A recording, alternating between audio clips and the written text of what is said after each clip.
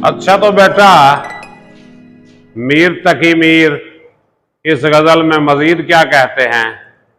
वो कहते हैं, हर जख्म जिगर दावर महशर से हमारा, इंसाफ तलब है तेरी बेदादगरी का।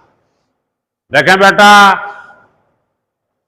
जिस वक्त इंसान को किसी से कोई मसाला बनता है तो फिर वो किसी के सामने जाके शिकायत करता है। जैसे आप स्कूल में पढ़ते रहे हैं, आपस में अगर कोई आपका मामला बनता था तो फौरन टीचर के पास जाते थे, सर या मैडम हमारा ये मसला है, इसने हमें ये कहा है, ऐसे हो गया ऐसे हो गया, तो आप हमारा मसला हल करवाएं। यानी कोई भी आपका मसला होगा तो आप उसकी शिकायत जो है लेके जाएंगे। अगर फिर बड़ा मसला होगा अगर मास्टर के पास चले जाएंगे। अगर स्कूल से आपका मामला नहीं हल होगा तो घर आके वालिदैन को बताएंगे। यानी आप अपनी शिकायत का दायरा जो है बढ़ाते जाएंगे। अगर तो आपका अजाला हो गया, आपका मसला हल हो गया, इट्स ओके।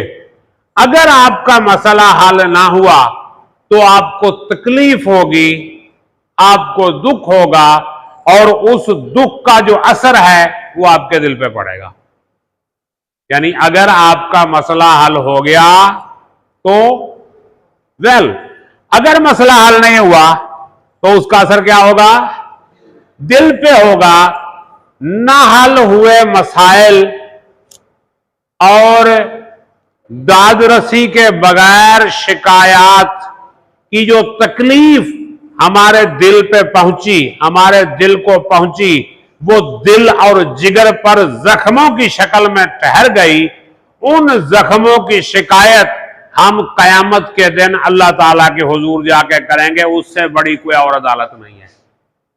क्यों कि हर जालिम को उसके जुल्म का बदला मिलेगा और मजलूम को इंसाफ दिलाया जाएगा। किस दिन? कयामत के दिन। कयामत के दिन अल्लाह के दरबार में हर जालिम को उसके जुल्म का बदला दिया जाएगा और हर मजलूम को उसका इंसाफ मिलेगा। तो शायर जो दुनिया का सताया हुआ है मुख्तलिफ तरीकों से, उसे दुनिया में इंसाफ नहीं मिल सका, दुनिया में उसका मामला जो है वो हल नहीं हो सका, उसका मसला हल नहीं हुआ। तो अब वो कह रहा है कि हर जख्म जिगर, मेरे जिगर पे लगा हुआ एक एक जख्म, हर जख्म जिगर दावर मैशर से हमारा। दावर किसे कहते हैं? मालिक को। दावर मैशर कौन है? क़यामत का मालिक, मालिक यौमुद्दीन। क़यामत के दिन का मालिक कौन है? अल्लाह। वही जो अल्हम्दुलिल्लाह रब्बिल आलमीन अर्रहमान अर्रहीम, जो रहमान है रहीम है। क़यामत के दिन का मालिक भी वही है, मालिक यौमुद्दीन, क़यामत के दिन का मालिक। तो हर जख्म जिगर दावर महशर से हमारा इंसाफ तलब है, इंसाफ तलब है तेरी बेदादगरी का। बेदादगरी का मतलब जुल्म सितम। तूने जो हम पे बेरहमी का सलूक किया है हमारे साथ, तूने जो हम पे जुल्म सितम किया है, जो तूने हम पे जुल्म सितम तोड़े हैं, उनके खिलाफ हमारे जिगर पे लगा एक एक जख्म क्या करेगा? इंसाफ तलब करेगा। हर जख्म जिगर दावर मैशर से हमारा इंसाफ तलब है तेरी बेदादगरी का। तूने जो जुल्म किया, अब किसने जुल्म किया? जिसने भी जुल्म किया उसे डरा रहा है। क्यों? अल्लाह देख रहा है, अल्लाह देख रहा है, अल्लाह को जवाब देना है। कयामत भी आएगी, हिसाब का दिन भी है। अब देखें, बड़ा मजा हो जो मैशर में हम करें शिकवा, बड़ा मजा हो जो मैशर में हम करें शिकवा, वो मिन्नतों से कहें चुप रहो खुदा के लिए। तो बेटे, हर जालिम को उसके जुल्म का बदला मिलेगा कयामत के दिन। हदीस है, नबी पाक सल्लल्लाहु अलैहि वसल्लम ने एक मर्तबा अपने सहाबा से सवाल किया कि मुझे बताओ गरीब कौन है? गरीब, हु इज द पुअर? तो उन्होंने क्या कहा? या रसूलल्लाह, जिसके पास दौलत नहीं, जिसके पास सोना चांदी नहीं, जिसके पास रुपए पैसे नहीं, जिसके पास माल जायदाद नहीं, वो गरीब है। जिसके खेत नहीं, जिसका माल डंगर नहीं, वो गरीब है। तो ये नबी पाक ने फरमाया नहीं, वो गरीब नहीं, बल्कि गरीब वो है जो कयामत के दिन अल्लाह के हुजूर बहुत सारी नेकियां लेके जाएगा, मगर उसकी कैफियत क्या होगी? किसी को उसने गाली दी होगी, किसी का माल खाया होगा, किसी की गिबत की होगी, किसी को मारा होगा, किसी के साथ ज्यादती की होगी। सारे मजलूम आ जाएंगे और कहेंगे हमारा हक। अब हक तो होना नहीं, उन्होंने कहना है साडा हक इत्थे रख, तो कुछ नहीं होना उसके पास। तो फिर नेकियां देनी पड़ेंगी, यानी नमाजें, रोजे, हज, ज़कात, कुरान की तिलावत, जिक्र अज़कार, जो नेकियां उसके पास होंगी वो सारी देनी पड़ेगी। हकदारों के हक खत्म नहीं होंगे, फिर उनके गुनाह लेगा वो, यानी अपनी नेकियां देके उनके गुनाह लेगा। तो गुनाहगार जो है वो उसकी नेकियां लेके जन्नत में चले जाएंगे, वो उनके गुनाह लेके जहन्नुम में चला जाएगा। नबी पाक ने फरमाया मेरे हिसाब से वो गरीब है। तो क़यामत वाले दिन हर किसी का बदला मिलेगा। 3 गुनाहों के बारे में नबी पाक ने बताया, एक वो जिसकी कोई माफी नहीं, दूसरा वो जिसकी माफी है, और तीसरा वो जिसका पूरा पूरा हिसाब लिया जाएगा। 3 गुनाह हैं, एक जिसकी कोई माफी नहीं, दूसरा जिसकी माफी है, और तीसरा जिसका पूरा पूरा हिसाब लिया जाएगा। तो आयत कुरान पाक है, 2-3 मरतबा कुरान में यह आयत आई है, बिस्मिल्लाहिर्रहमानिर्रहीम, इन्नल्लाह ला यगफिरु अन युशरक बिही, बेशक अल्लाह नहीं बख्शेगा अगर किसी ने उसके साथ शिर्क किया। इन्नल्लाह ला यगफिरु अन युशरक बिही, कोई उसके साथ शिर्क करेगा तो अल्लाह उसे मुआफ, व यगफिरु मा दून ज़ालिका लिमन यशा, इसके अलावा जो भी होगा माफ कर देगा, इसके अलावा जो भी गुनाह होगा उसे माफ कर दे। शिर्क की माफी नहीं, बाकी गुनाहों की माफी और हकूकुल इबाद का हिसाब पूरा पूरा लिया जाएगा, और उस वक्त तक माफी नहीं मिलेगी जब तक हक वाला माफ नहीं करेगा। यानी जिसने भी उस पर जुल्म किया उसका हिसाब उसे देना पड़ेगा। और शायर, गजल का कलाम है, गजल में जो है, गजल का जो बुनियादी मौजू है वो है इश्क, मोहब्बत, प्यार। तो इश्क में एक प्यार करने वाला होता है, एक वो जिससे प्यार किया जाता है। जो प्यार करता है उसे कहते हैं आशिक या मुहिब, और जिससे प्यार किया जाए उसको कहते हैं माशूक या महबूब। तो महबूब रिवायती तौर पे जालिम होता है, बेरहम होता है, आशिक की बात नहीं मानता, उसे सताता है, उससे वादे करता है मगर पूरे नहीं करता, और आशिक उसके जुल्म, उसकी तकलीफें वो सहता रहता है, वो उसका कुछ बिगाड़ नहीं सकता, उससे कुछ कह नहीं सकता, उसका कुछ कर नहीं सकता। उसने कयामत पे छोड़ दिया है कि कयामत वाले दिन मेरे जिगर पे लगा एक एक जख्म जो तेरी बेवफाई से लगा है, इसने फरियाद करनी है और वहां तुझे हिसाब देना पड़ेगा। तो जिस सेंस में ले जाएं इस शेर को आपकी मर्जी है। कोई समझ में बात आई कि चली गई? चलें, अगला शेर क्या कहते हैं, ले सांस भी आहिस्ता। वैसे इसके 4-5 शेर और भी हैं जो उन्होंने छोड़े हुए हैं। इस गजल के 4-5 और अशार भी हैं जो आपके सिलेबस में शामिल नहीं है। तो बहरहाल जो सिलेबस में मैं तो वही बता रहा हूं। तो क्या कहा उसने, ले सांस भी आहिस्ता, कि नाजुक है बहुत काम आफाक की इस कारगह शीशागरी का। बेटे मेरी बात सुने, हमारे जो अफ़आल जिस्मानिया हैं उनमें से कुछ ऐसे हैं जिन पे हमें अख्तियार है, कुछ ऐसे हैं जिन पे हमें अख्तियार नहीं है, कुछ ऐसे हैं जिन पे हमारा अख्तियार आर्जी है, आर्जी अख्तियार है, कुछ पे मुस्तकिल अख्तियार है, कुछ पे बिल्कुल नहीं है। ये अपने जिस्म को आप देख लें, मसलन हमारा दिल धड़क रहा है, इस पे हमारा कोई अख्तियार नहीं। दिल की धड़कन पे हमारा, ये अपनी मर्जी से धड़क रहा है, अल्लाह के हुक्म से धड़क रहा है। जब अल्लाह का हुक्म होगा बस बहुत धड़क लिया तूने, अब आराम कर, तो दिल ने आराम करना है और बंदा भी फिर आराम करेगा। इमरान खान ने कहा था ना सुकून तो कब्र में है, तो कब्र में जाकर सुकून करेगा, लेकिन कोई नहीं, सब कब्र में भी सुकून नहीं होना, क्यों? वह अपने अमाल के मुताबिक होगा ना। मैं कहा ना, अब तो घबरा के ये कहते हैं कि मर जाएंगे, मर के भी चैन न पाया तो किधर जाएंगे।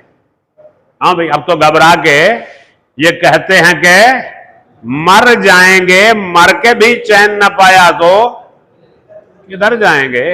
तो क्या कहा उसने जी? तो अख्तियारी काम जो है उनमें सांस लेना, इस पे हमें आर्जी अख्तियार है। थोड़ी देर के लिए हम सांस रोक सकते हैं, लेकिन इस पे मुस्तकिल अख्तियार हमारा नहीं है। क्यों? मजबूरन हमें लेना पड़ेगा सांस। हाँ, तो गला चला दबा के कोई और रोक दे हमारा सांस तो और बात है, या खुद फंदा लेके हम रोक ले अपनी सांस तो और बात है। अदरवाइज सांस हम नहीं रोक सकते।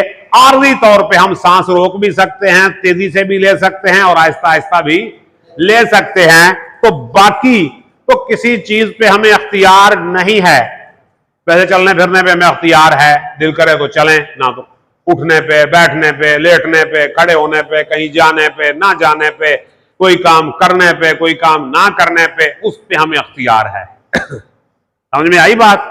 तो सांस जो है इस पे हमें बहुत कम अख्तियार है, यानी बाकी चीजों पे हमें जरा पक्का अख्तियार भी है, सांस पे बहुत थोड़ा अख्तियार है। अब हम कहीं चल रहे हैं तो आगे हम रास्ते को देखेंगे किस तरह का रास्ता है। अगर तो रास्ता हमवार है, हम तेज तेज चलते जाएंगे। अगर रास्ता ना हमवार है तो हम देख देख के एहतियात से चलेंगे कि कहीं पैर फिसल ना जाए, पैर मुड़ ना जाए। रास्ते में कीचड़ होगी तो और हम एहतियात से चलेंगे कि कहीं गंदा पानी कपड़ों को ना लग जाए, कहीं हम फिसल के गिर ना जाएं। तो जैसे रास्ता होगा वैसे हम एहतियात से चलेंगे। दिन को चल रहे हैं तो कोई मसला नहीं, रात को चल रहे हैं तो टॉर्च वगैरह जलाएंगे, तो टॉर्च, मोबाइल की लाइट, कोई ना कोई रोशनी का इंतजाम करेंगे रात को चलने के लिए। समझ में आई बात? के नहीं आई?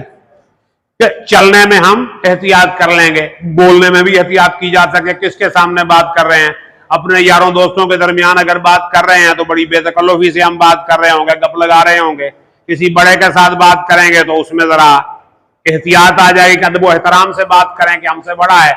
यानी चलने में हम एहतियात कर सकते हैं, गुफ्तगू करने में हम एहतियात कर सकते हैं। हजरत उमर रजी अल्लाह अन्हु ने एक मरतबा हजरत काब बिन अल-अहबार से पूछा कि तकवा क्या होता है, तो उन्होंने कहा आप कभी झाड़ियों में गुजरे हैं, कांटेदार झाड़ियों में? कई बार गुजरा हूं। तो उन्होंने कहा फिर कैसे गुजरे हैं? उन्होंने कहा जी अपना दामन समेट लेता हूं और बड़ी एहतियात से गुजरता हूं, कहीं कोई कांटे जो हैं वो कपड़ों में ना लग जाएं, मुझे ना चुभ जाएं। तो उन्होंने कहा यही तकवा है, इस दुनिया में ऐसे एहतियात से गुजरें कि गुनाह का कोई कांटा आपको ना चुभ जाए, गुनाह का, नाफरमानी का कोई कांटा आपको ना चुभ जाए। अल्लाह पाक आपको सलामत रखे। तो अब आगे देखें, चलने में हम एहतियात कर सकते हैं, बोलने में हम एहतियात कर सकते हैं, देखने में हम एहतियात कर सकते हैं, सुनने में हम एहतियात कर सकते हैं। अब सांस, इस पे हमारा आर्जी अख्तियार है, लेकिन इस दुनिया में हर चीज की आपने एहतियात करनी है। चलने की भी एहतियात करनी है, देखने की भी एहतियात करनी है, सुनने की भी एहतियात करनी है। कोई भी काम करने में आपने एहतियात का दामन हाथ से नहीं छोड़ना। हत्ता के सांस लेने में भी एहतियात करें, ले सांस भी आहिस्ता के, नाजुक है बहुत काम। आफाक की इस कारगर शीशागरी का, आफाक का मतलब दुनिया, आसमान का किनारा जहां जमीन के किनारे से मिलता नजर आता है उसको उफक बोलते हैं। आसमान का किनारा जहां जमीन के किनारे से मिलता नजर आता है उसको क्या बोलते हैं? उफक बोलते हैं। तो उफक की जमा है आफाक, यानी ये किनारा, ये किनारा, ये पूरी दुनिया। आफाक से मुराद क्या है?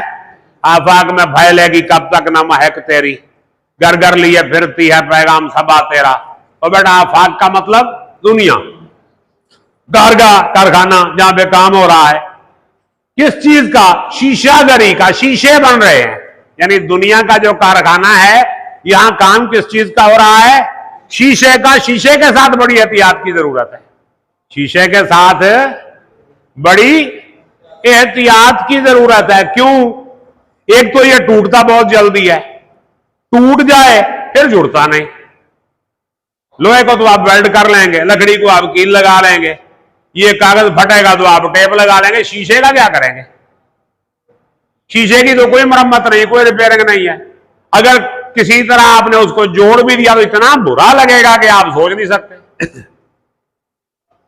शीशे का मसीहा कोई नहीं, अगर टूट गया बस टूट गया, टूट गया तो टूट गया। शीशे का जो है कोई आवाज नहीं है। तो इसलिए उसने क्या कहा, एहतियात से चलो, एहतियात से देखो, एहतियात से सुनो, हत्ता के सांस भी आहिस्ता आहिस्ता लो। ये दुनिया शीशे की दुनिया है, ये शीशे के कारखाने हैं। यहां जरा सी बेहतियाती हुई शीशा टूटेगा, शीशा टूटेगा तो क्या होगा, नुकसान होगा, और वो टूटा हुआ शीशा आपको भी चुभ सकता है। शीशा जब टूटता है वो एट रैंडम टूटता है, कोई उसकी जो है ना क्रिस्टलाइजेशन नहीं होती, एट रैंडम टूटता है, और छुरी की तरह उसकी धार होती है जब वो टूटता है। शीशा जब टूटता है तो उसका किनारा छुरी की तरह तेज होता है, जब लगता है तो लग पता जाता है। तो दुनिया क्या है, शीशे का कारखाना है। यहां पूरी एहतियात से रहें। ऐ अदम एहतियात लोगों से लोग मुनकर नकीर होते हैं, लोग मुनकर नकीर होते हैं। लोग जो है ये किसी तरह आपको माफ नहीं करेंगे। 3 किस्म के लोगों की बात हुई है। कहते हैं जी great people think about ideas. Great people जो है, अजीम लोग, अल्लामा इकबाल जैसे, उन्होंने पाकिस्तान के बारे में सोचा, खुदी का फलसफा दिया, शाहीन की बात की, मुसलमानों को बेदार करने की कोशिश की, आइडियाज दिए उसमें। तो great people think about ideas, common people think about things. आम लोग किसके बारे में सोचते हैं, थिंग्स के बारे में, चीजों के बारे में। यार कणक बहुत महंगी हो गई है, कणक बड़ी सस्ती हो गई है, आज डीएपी बड़ी महंगी हो गई है, मैं नवी गड्डी लैनी है, आज पुरानी गड्डी खराब हो गई है, आज मैं मोबाइल ठीक करा लिया, आज मैं मोबाइल का मॉडल बदल रहा। ये क्या होती हैं, थिंग्स। तो आम लोग किसके बारे में सोचते हैं, चीजों के बारे में। अजीम लोग सोचते हैं आइडियाज के बारे में, नजरियात के बारे में। और आम लोग क्या सोचते हैं, चीजों के बारे में। एंड डर्टी पीपल, कमीने लोग जो होते हैं, थिंक अबाउट अदर पीपल, दूसरे लोगों के बारे में सोचते रहते हैं। जो कमीने लोग होते हैं, घटिया लोग होते हैं, नीच किस्म के लोग, वो किसके बारे में सोचते हैं, दूसरों के बारे में सोचते हैं, बुरा ही सोचते हैं, कभी अच्छा नहीं सोचते दूसरों का, हमेशा दूसरों के पीछे लगे रहते हैं। हाँ तो आज उन्होंने नवा घर ले लिया, पता नहीं कितों पैसे आ गए उन्होंने, जितने आ गए बस ठीक है, तेनू कड़ी फिक्र है, तेरे घरों चक्के उन्होंने, क्या ख्याल है। तो दूसरे लोगों के बारे में सोचने वाले सबसे ज्यादा होते हैं, ये ध्यान में रख लें। तो आप देख लें, हम में से मैक्सिमम लोग या तो चीजों के बारे में सोचते हैं या दूसरे लोगों के बारे में सोचते हैं। मेरे सामने आप बैठे हैं, कितने बैठे हैं, 3 3 6 3 9 2 11 और 4 15 16 बच्चे आप बैठे हैं क्लास में, 70वां मैं हूं। अब ईमान से मुझे बता दो किसके बारे में सोचते हैं, थिंग्स के बारे में सोचते हैं, दूसरे लोगों के बारे में सोचते हैं। कभी किसी आइडिया के बारे में सोचा, कभी कोई आइडिया, कभी किसी नजरिए पे गौर किया, कभी भी नहीं। हमेशा सोचा होगा यार आज लोड खत्म हो गया है, लोड ले लिया, आज बर्गर खाना है, आज शवारमा खाना है, आज अब मैं कहानी करा के पैसे कि मैं लेने ने। यानी ये आपने हमेशा सोचना है। या फिर दूसरों के बारे में सोचते हैं कि हाँ बड़ा चिट्टा हो गया, कड़ी क्रीम लाऊंगा, मैं भी ला के चिट्टा हो जाऊंगा। क्या ख्याल है, एक बंदा मोबाइल चलाई बैठे, हाँ जरूर है किसी ने सेट की थी बैठा होएगा। तो ये होता है, हमने हमेशा यही सोचना है। कोई समझ में आई बात कि चली गई। हाँ तो इसलिए दुनिया में रहना है एहतियात से। ये शीशे का कारखाना समझो, कभी भी कुछ भी हो सकता है, जितनी एहतियात कर सकते हैं करें। और लास्ट शेर मकता है, मेरा टुक मीरा जिगर सोख्ता की जल्द खबर ले, क्या यार भरोसा है चिराग सहरी का। चिराग सहरी, सुबह के वक्त जलने वाला चिराग बुझ ही जाता है ना।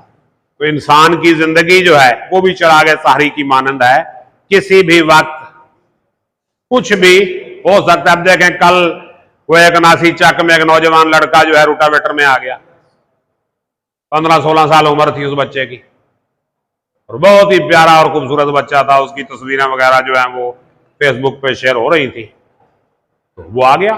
ठीक, कोई पता लगता है ना थे कुछ भी नहीं। तो मतलब यह है कि मौत किसी भी वक्त आ सकती है, किसी को भी आ सकती है और कहीं भी आ सकती है। बस यही दुआ करनी चाहिए कि ईमान की हालत में आए, बाकी हर चीज हो जाएगी। अगर ईमान के बगैर आ गई मौत तो फिर आगे कोई गुंजाइश नहीं है। बात समझ में आई? हाँ। बाकी गुर्बत में आ जाए, अमीरी में आ जाए, बीमारी में आ जाए, हादसे में आ जाए, वो जैसे भी आ जाए आनी है, लेकिन यही दुआ करनी चाहिए कि ईमान में आए, किसी का हक खा के ना आए, है? किसी को सता के ना आए। ये ना हो कि बंदा मर जाए और पीछे वाले का चंगा होया मर गया, जान छुट्टी, जलील कीता सी इसने, ये बात ना हो। ठीक है, यानी बंदा मरे तो लोग कहें हाय क्यों मर गया, ये ना हो कि जी रहा हो तो अगले कहें मरता क्यों नहीं कम वक्त। बंदा जी रहा है, लोग मरदा क्यों नहीं, जान छे, मर गया तो बंदे कहें हाय ये भी कोई मरने वाला आदमी था।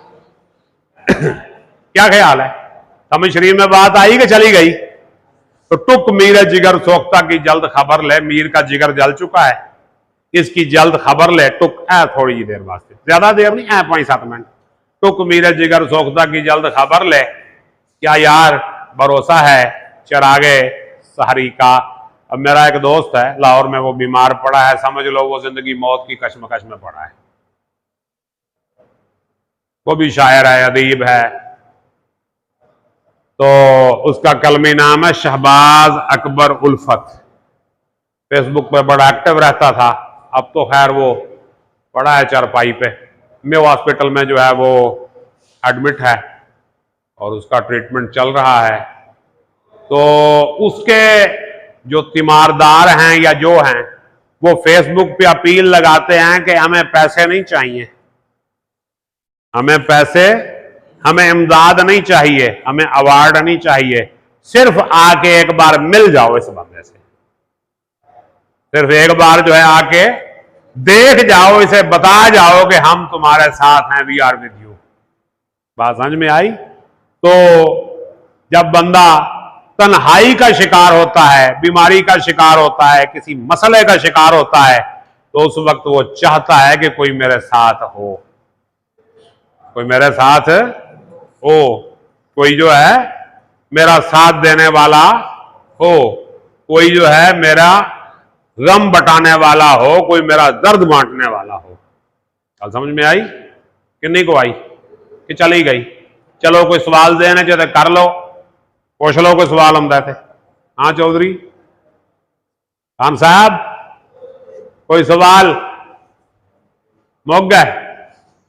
शाह जी, यार ये मीर भी सैयद थे ना, सैयद को सैयद का कलाम पढ़ा रहे हैं हम, चलें ठीक है फिर, नहीं तो ना सही।